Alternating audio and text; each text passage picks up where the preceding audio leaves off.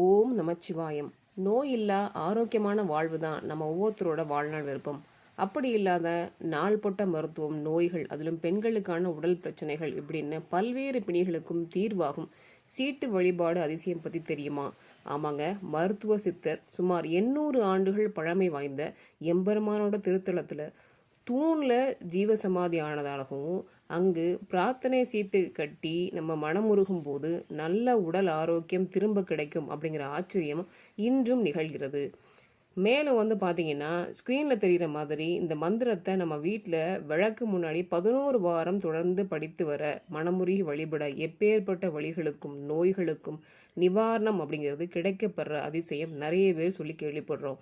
இந்த மாதிரியான ஆச்சரியத்தை பற்றி தெரிஞ்சுக்க ஆத்மமோட இணையுங்க.